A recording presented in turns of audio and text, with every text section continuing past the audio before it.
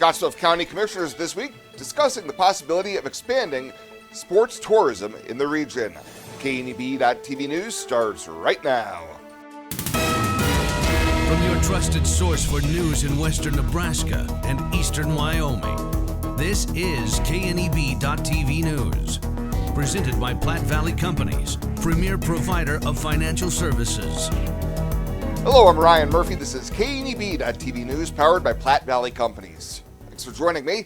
In our top story, increased sports tourism, the potential impact, and how to make it a reality were part of lengthy comments during a work session for the Scottsbluff County Board this week. On Monday afternoon, Commissioner Charlie Knapper advocated for the county to take the lead on the issue, saying it's been the reason he has been adding tourism discussions to recent board meetings. He said, as it currently stands, the county doesn't have a lot of mechanisms to drive economic activity, unlike cities that can levy an LB 840 half-cent sales tax, and sports tourism presents an ideal opportunity the county has been seeking for a long time. I believe this is through the Sports Commission. I believe this is through a position called an executive director of that Sports Commission. That executive director would operate much like a athletic director at a high school, minus the need to supervise coaches or supervise students. But its goal would be that position's goal would be to create events. He said the so-called shoulder seasons of spring and fall presented opportunities along with potential for larger indoor sporting events during the winter months. Knapper also said a sports director could be a potential backstop when organizers of current sporting events move on and allow a separation of efforts, letting existing tourism officials concentrate on the leisure market. Well, residents forced out of their homes by the 28,000-acre Pleasant Valley Haystack Fire Complex in Platte and Goshen counties in Wyoming are being allowed to return home. Officials say as of this morning, the evacuations of the town of Hartville, Pleasant Valley, and Wayland Canyon have all been lifted, and all closed highways and roads have been opened. Goshen County Emergency Management said crews were still fighting the blaze primarily in the Haystack Range and the area north of Fort Laramie, with the Wyoming State Forestry Division reporting 0% containment. Fortunately, no structures or homes have been reported lost to the fire at this time. We'll have more news right after this. Looking for free instead of fees? Platte Valley Bank can help you keep your finances moving forward with no ATM fees. Whether you're headed to the lake, the mountains, or just to the grocery store, you can enjoy the freedom of free ATM access anywhere, anytime. Platte Valley Bank. You belong here.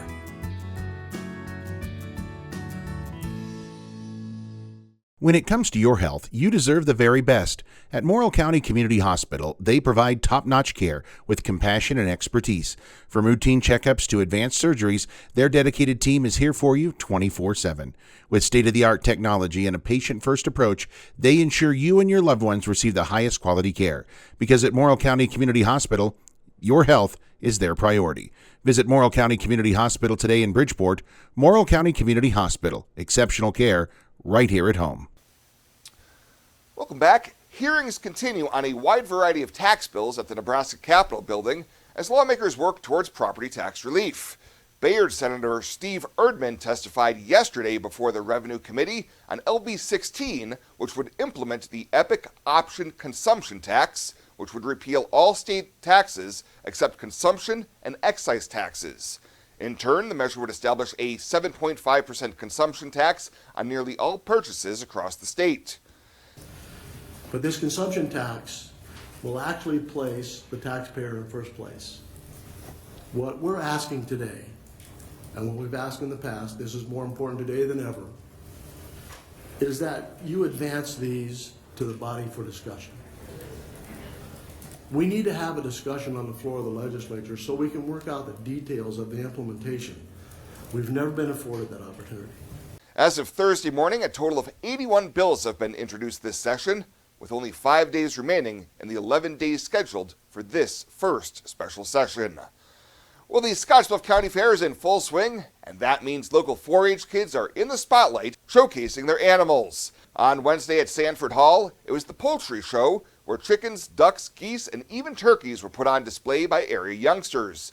One of those participants was 8-year-old Nathan Miller of rural Morrill. This was his first year showing at fair and explained to the judges what his Polish chicken Oreo was all about. Like parts of her body. So I had to count her feet and her toenails. And this is the shank. Tell them about the beak, and the wattle, and the nostrils. Miller earned a green ribbon in his inaugural year showing at fair, while his older sister Logan Miller took home a purple ribbon for showmanship with her duck Taffy.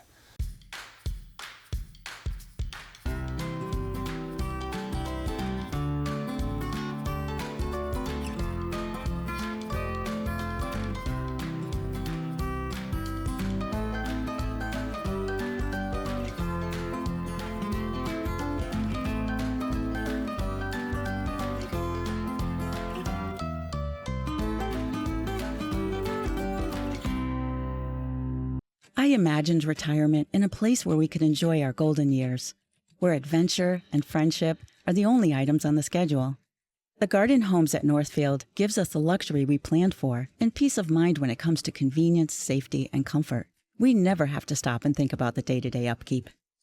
We love to explore abroad, but most importantly in our backyard. So much to do, so much to see.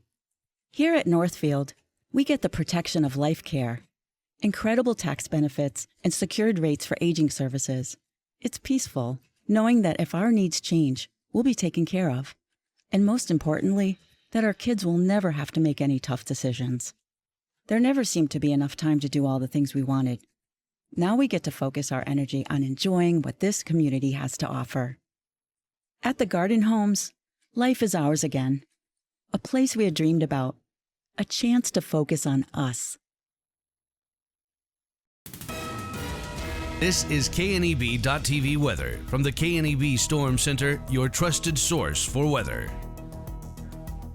Well, a very pleasant evening out there. Temperatures very warm again. We're going to stay in those hot conditions over the next several days. But the good news is we do have some changes coming, and we're going to have much increased chances of thunderstorms on the way. We just need to get through those. Let's take a look at our hour-by-hour forecast as we have clear skies. Not much happening out there tonight. Temperatures falling down into the 60s. Yesterday, we hit 97 after a morning low of 65. We wrapped up the month of July with 89 hundredths is all for moisture. That's about a half of what we should have in a July. So we're over 2.5 inches in the hole as we go into the month of August. Started out the first 7 days of July, we had more below normal days than above normal days. And then after then, starting with the 9th there through the end of the month, very above normal temperatures for many days. So certainly going to go down as a hot month and a dry month as well, as very little precip, most of that falling on one day in the month of July. Rain chances are going to be around tomorrow. Better as we go Tuesday, Wednesday, Thursday of next week. Winds, not going to be too bad. We'll be in that moderate category at best over the next 7 days. Taking a look at our severe weather threat. Now, we do have a couple of things to show you here on our severe weather threat. Today, everything should stay south of us. Tomorrow, though, we're watching things set the stage here for some severe weather possibly. Just to our south, I think we have just enough moisture going to come up, short-lived moisture at that, but enough to bring in a chance of some severe weather tomorrow. That goes away, though, as we go into Saturday, and we go back to mainly dry conditions. Temperatures right now are in the 90s out there, and winds that are light, in fact, not much at all in the gusty wind department, as everything under 10 miles an hour. Out the door tomorrow, we're going to start warm and end hot tomorrow. We'll be in the 70s by 8 o'clock and in the upper 90s, low 100s tomorrow here across the region. The forecast is quiet tonight, just a clear skies, quiet weather conditions, nothing happening out there. We start tomorrow morning off with clear skies as well. Late in the day, a couple of thunderstorms move across the region. That moisture going to be short-lived, though, as it's just going to be around for one day, really. And then as we go into Saturday, everything remains dry here across the region and hot. Lows tonight, mainly in the 60s, a few upper 50s. Highs tomorrow, 90s, and a few low 100s out there. As far as the precip goes, again, if you get underneath some of those heavier showers, we could end up with a decent amount of moisture. Otherwise, it's going to remain dry. Clear 62 tonight. Tomorrow, isolated thunderstorms around. It's going to be warm. Highs in the upper 90s to near 100. We'll be at 100 or better both Saturday and Sunday. Starting Monday, we cool down into the low 90s. And then look at Wednesday, Thursday. Bring those rain chances back in. And we may struggle Thursday to get to. Santa in the pool? Oh my! Renewal by Anderson's incredible Christmas in July 2024 event is so great that even Santa is shocked. 20% off, no money down, no interest, no payments for 18 months. No payments until 2026. Windows, patio, and entry doors from Renewal by Anderson. And Renewal's Acclaim and Ensemble lines are the best of the best. Imagine no payments until 26. Please visit rbawyoming.com now. It's Christmas in July at Renewal by Anderson. It's so good, even Santa is shocked.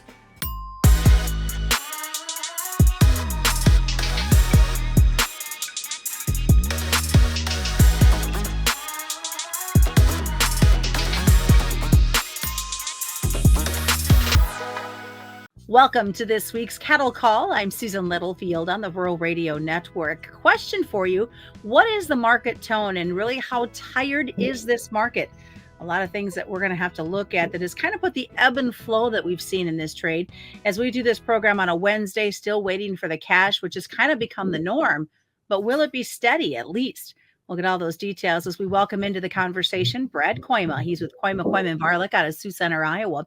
So let's just talk about the tone of this market. What are you feeling when you look at the way this trade has been as of late? I mean, we saw some good numbers coming out of the South, but waiting in the North. Thanks for having me on, first of all. And it's an interesting lead in. Sometimes I wonder, I've done enough of these types of deals and I've done enough meetings that sometimes you wonder should you just sit down and say, what do you think about? What do you look at? What do you think is important to market? And I don't have an exclusivity on that at all, but I do think that there is, I gotta be careful how I say this, there is a certain feel to the market and there are times when I have no feeling. Okay. And I think an honest analyst would probably share that thought. And then there are other times where it seems like, hopefully all those years of experience and, been in the trenches and stuff like that, maybe you get some nuance of, the market, that saying I've used on your show before, when you whip the horse, he had better run. I get that a little bit of that vibe, pardon me, with the feeder cattle futures market. Corn's making new contract lows. Okay. We haven't been this low since the COVID year. And yet the feeder cattle are just kind of laying here at the same prices they were a week ago, a month ago, 3 months ago, all the way back into early spring, mid-April. Why aren't we getting a little more, punch out of this softer grain market? So I don't know. I don't want to overreact to that, of course, but that's certainly on the back of my mind. The other element, of course, that's always a trick with bull markets, Susan, is that you need to keep fuel in the fire, right? And so to me, we probably need to show that the cash is at least steady, be better yet for higher, but with a discounted structure like we are, probably at least steady would be good enough. And the fact that October cattle 3 days in a row went up to 189 and couldn't pull through it, that seems to be, that's where, okay, there wasn't enough energy in the tank. There wasn't enough courage on the part of the buyers to take it into new highs now. So if that doesn't work, I mean, traders are very pragmatic. If it doesn't work to buy it, they sell it. I know that sounds kind of oversimplified, but most of these traders don't know the difference between a heifer and a steer. So there's that. So where are we at when it comes to the kill cuts, and how prominent is everything right now?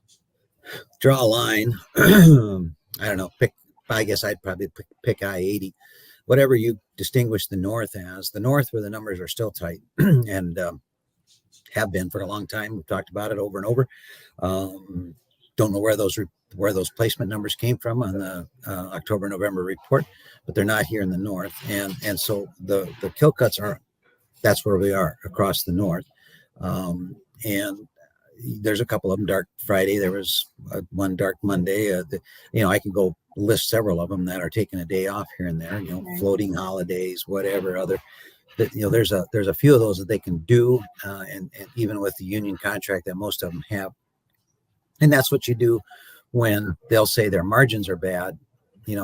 My heart, pounds for them. Or that's what you do when there's not enough cattle to go around, right? Which is, I think, really what the situation is across the north. The south is still going great guns, but last week we saw that narrowing a little bit. It had been $10 or $12 difference between the north and the south. And now we got that down to about 8. And I'm not sure if we're not going to narrow that up again this week, maybe. So how current is the south then with their numbers? Currentness. So there's two things I watch in terms of currentness. And some of it's subjective, but you try to keep these things objective. One would be average weights. Okay. Average weights across the whole country are that's the gorilla in the room. They're higher than they should be. They're higher than one would have expected had they not, had they, if we were indeed as current as what it feels like it is. The weights last week were down week on week by 2 pounds. So now we're to the point where like 23 over a year ago after being consistently in the 30s over. So some of that might be the weather. The other thing that you watch that's objective is the grade. And the grade has stayed flat. If I saw a big uptick in choice and prime, I'd say, oh boy, we're getting more days, because as your listeners know, days is what creates grade. If we were getting a big uptick in that, either in the south specifically or across the whole 5-area region generally, then I'd be a little more worried too. I still think it's a reflection of we've had great conditions. The performance of the cattle have been good because of great weather. Seriously, somebody's going to fight the market at 198. These calves make a lot of money here. I know corn's cheap. I know replacement feeder cattle are high, but gosh, guys, stay current. That's the reason why we're this good. And, I'm telling myself that, it's the end of July. It's not like this is the heart of your, optimum marketplace, where you're going into April or whatever. So let's stay current. And I think we can keep our leverage. Well, you talk about keeping that currency with the market, and is there fears? I mean, we've known that there hasn't been the cattle. We talked about this in last week's episode. There isn't that cattle to continue to fill the pipeline in some areas. So does that become a market concern? Well, someone's going to have to go without. Or pay more than they want to, right? I don't want to talk about plant closing, but that's a long-term concern, I think, of the industry, right? I don't see that happening today. To me, as I've said more than once, the tight numbers are still in front of us. First quarter of next year is where I still kind of hang my hat, as when it's assuming that we get some heifer retention this fall. That should mean that there's less heifers in the mix. That should mean, yes, fed cattle slaughter when you're in the first quarter when they would be fat. So I don't know. Sometimes I struggle with this. What's too high? I watched lumber go up 4 times in value. I watched orange juice double in value. I watched cocoa triple in value. I saw corn go from $3 to $7.50. I don't think it's up to you or me, Susan, on what's too high. And the market will overdo it, just like it'll go too low, like it did in COVID, right? And then it'll hopefully go too high sometime too. So I don't know. In the here and now, I think the market's struggling a little bit because the Packer's trying to slow the kill down. He's going to try to gain some leverage back. We're at a big level. 198 for cash cattle up here last week is near historic highs. So let's stay current. I think there's still a chance that some seasonal weakness here, but hopefully it doesn't break a lot. And then we can come back here maybe at the end of the fourth quarter and beginning of the first quarter for something that's even more fun than we've had already. Well, we start into a new month, and obviously the heat's going to stick around for a little bit, so that'll affect some weights, but just... it's a good thing you mentioned that, because I wouldn't mind just spending a second on that. The new month, right? So that means it's the first Friday of the month is this Friday. So that's when options expire. First notice day is Monday. And then we start to talk about what the CME doesn't want to talk about very often, and that's convergence. So we should be getting a little closer now to you can start delivery Monday is what I'm trying to say, which of course there won't, given the basis that we have. But we should start to see a little more convergence. Now the futures is going to converge with the lowest common denominator, the weakest link, which is the Southern cash. Last week it was 190. So you're sitting here, I'm looking at August cattle, 187.25. Still a little bit of a discount, still look a little undervalued. We do have a little ways to go here before we get to the end of August. But next time we do this, we'll be talking a little more about that convergence and the discount, I think, from futures to cash. All right, sounds good. What's the best way for folks to get a hold of you, Brad? The phone number is 712-722-0023 or kkvtrading.com. Thanks so much. Brad Koima joining us today. Just a quick reminder, commodity futures and options do involve a substantial risk of loss, not suitable to all investors. And that's this week's Cattle Call on the Rural Radio Network. Tri-City Stormwater presents Stormwater 101, an illicit discharge.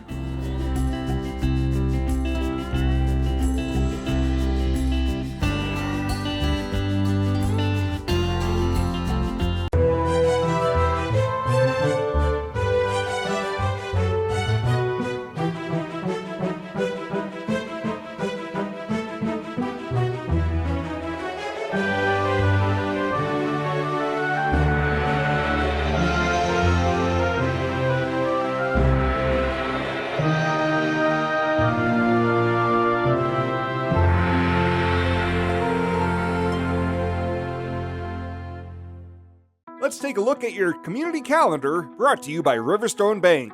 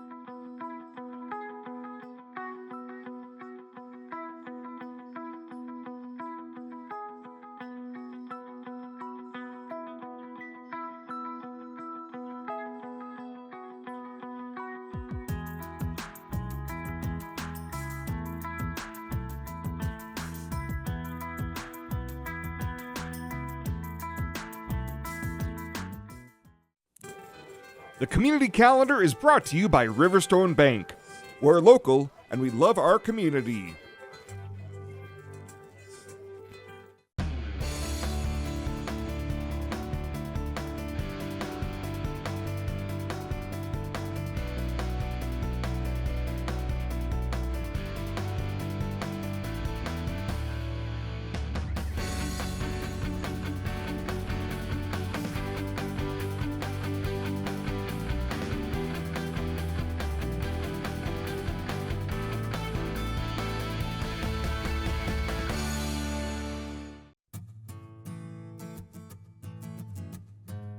Tired of feeling stuck? Not sure if you are on the right track? Platte Valley Bank can help keep your finances moving forward with checking account options to fit your lifestyle and an online account chooser to make finding the right account easy. Control your financial future with helpful budgeting tools and automatic savings plans. Now is the time to enjoy the ride with Platte Valley Bank. You belong here. And finally tonight, the Scottsbluff Duncan presented a check yesterday to Neil Blumenkamp of Life Change Connections. The funds came from Dunkin's grand opening celebration, and Blumenkamp says he's grateful for the donation to help those living with diabetes. You know, it's just absolutely amazing. You get these great sizable donations, and because diabetes is kind of a hidden disease, we kind of work behind the scenes as well. A lot of people we don't see where the money goes or say where the money goes, but it's just so wonderful. You don't know as a person with diabetes how hard it is to be a diabetic. And all the funds that were given to us by the community, and it all stays in the Panhandle, just so wonderful. It just really is. It makes a big difference to all the people. And I was really impressed by Dunkin' Joy when I completed their application, how they really are into taking care of the food needs in different communities. And as I was telling them a little bit ago, I just got an application for a diabetic who is needing help with getting some good nutrition, not only help, but the groceries and all of those things. So it's all this kind of tied us together today. So there's a little divine intervention there, I do believe. Franchise owner Bhavesh Patel says the money is part of the Dunkin' Joy in Childhood Foundation. So Dunkin' Joy is the main focus of that mission of this organization is to help the kids, especially with the food and nutrition, and whichever in other way they can help, but focus is to help the kids. And that's where I think we heard very good things about the Neil is doing from the past 12 years.